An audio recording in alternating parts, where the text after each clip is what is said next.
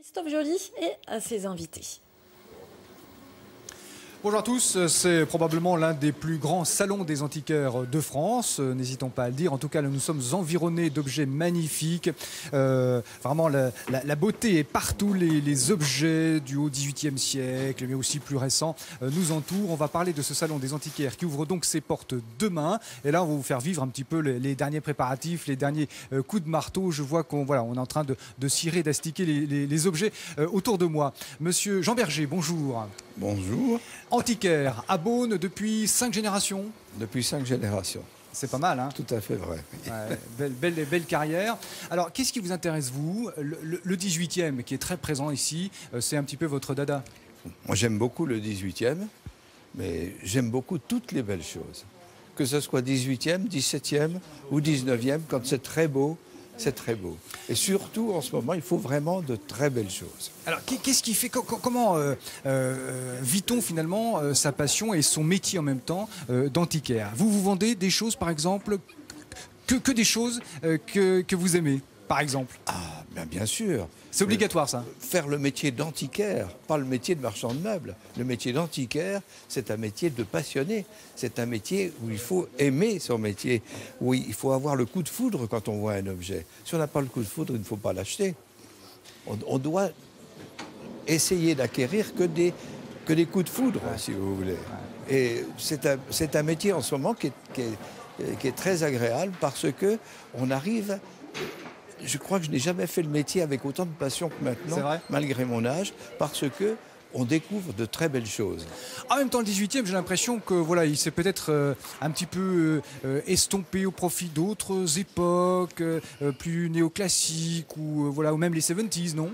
Bien sûr, on parle beaucoup de l'art nouveau, de l'art déco, mais moi je trouve que c'est très très bien de mêler même l'art déco, l'art nouveau, avec quelques très belles pièces. C'est pour ça que maintenant, les seules choses qui se vendent vraiment, ce sont les pièces de grande qualité, les pièces de toute beauté et malheureusement les pièces un peu chères. Un peu chères. Mais enfin, ça c'est autre chose. On va en parler tout de suite. Comment exercer son regard là-dessus, comment parfaire sa passion et à quel prix. On en parle avec mes autres invités. Merci Monsieur Berger et bon salon donc ici au Parc des Expositions de Dijon, salon qui s'ouvre donc, je le rappelle, à partir de demain. Messieurs, bonjour. Monsieur Bourgeois, Pierre Bourgeois. Bonjour. Vous êtes expert. Alors, qu'est-ce qu'un expert? Quel est votre job ici au Salon des Antiquaires à partir de demain? À partir de demain, écoutez, le rôle d'un expert, c'est d'avoir déjà une vision un petit peu retirée et large par rapport au métier. Nous ne sommes pas partie prenante, nous ne sommes pas les vendeurs, donc nous essayons de voir les qualités, les défauts des meubles et objets présentés. Alors vous êtes un peu le juge de paix, ça c'est bon, ça c'est pas bon?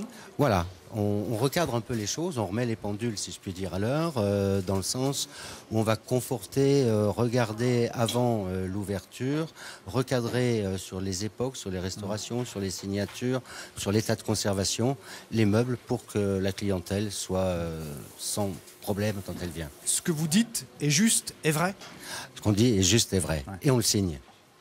Voilà. Alors justement, vous serez présent durant tout le salon à partir de demain jusqu'au 1er juin, ici avec d'autres collègues experts, notamment pour signer des certificats d'authentification. Voilà. Après l'acquisition d'un meuble, d'un objet, d'un tableau, d'un siège, on peut délivrer, si le client le souhaite, un certificat de garantie précisant justement tout ce que l'on a dit devant le client. Alors, vous avez déjà fait un grand tour ce matin, justement pour regarder tout ça. On a dit dans les couloirs, la rumeur s'est propagée comme une traînée de poudre. Ça va vite. Que vous avez découvert, vous, je ne sais pas, mais en tout cas une belle commode qui était sous-évaluée en fait. Une commode digne de Biennale, un meuble merveilleux. Comme quoi, il y a de quoi chiner ici, il y a de quoi faire des découvertes, mais un meuble exceptionnel dans un état de conservation de rêve. Incroyable ça. Incroyable. Mais vous savez, les bonnes occasions, il y en a tous les jours. Tous les jours, il y a des objets qui sortent de maisons et autres, et puis qui un jour doivent aller à leur destinateur. Les objets sont que des objets de passage, on est des passeurs, les antiquaires sont des passeurs, et on va trouver le client, et cette commode va finir c'est un grand collectionneur. Alors c'est vrai qu'on découvre depuis ce matin que nous sommes ici un monde, un univers, hein, c'est vraiment très, très particulier. Yves Bruno, merci de nous accueillir, vous êtes directeur de Congrexpo. Il faut avoir un petit peu d'argent quand même pour venir ici, j'en parlais à l'instant avec Jean Berger. Oui et non, c'est vrai qu'il y a des objets et des meubles qui valent des prix importants, mais je crois aussi qu'un amateur d'art, qu'un collectionneur peut trouver son bonheur pour des prix relativement modiques. Et puis vous savez, la passion, elle n'a pas de prix non plus, hein.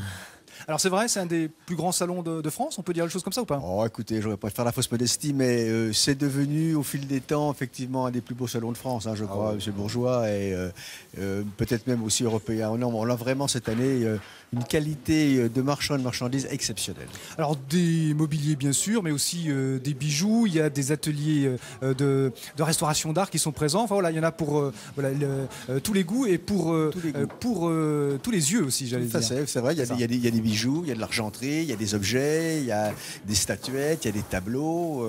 C'est assez éclectique. Et y compris, on en a touché un petit mot tout à l'heure avec Jean Berger aussi, des périodes beaucoup plus récentes. Alors c'est amusant de retrouver du mobilier des années 70 pratiquement, quoi. Oui, mais les beaux meubles se mélangent, hein. Quand on a la qualité, tout est là en fait. C'est beau, oui. Ouais. Voilà, donc il faut venir exercer son œil à la beauté. Même si on n'est pas un grand expert, si j'ose dire, on peut aiguiser son intérêt pour tout ça, c'est possible. Tout à fait, et puis nous serons là, les experts, pour aider et justement montrer à la jeune clientèle, les éduquer, parce que les antiquaires, les experts ont le rôle d'éducateurs aussi. Il faut former la nouvelle génération et les nouveaux acheteurs. Voilà, rendez-vous ici au Salon des Antiquaires à partir de demain. Il ouvre au grand public demain, mais vous avez jusqu'au 1er juin prochain pour vous rendre ici à Congrexpo Dijon.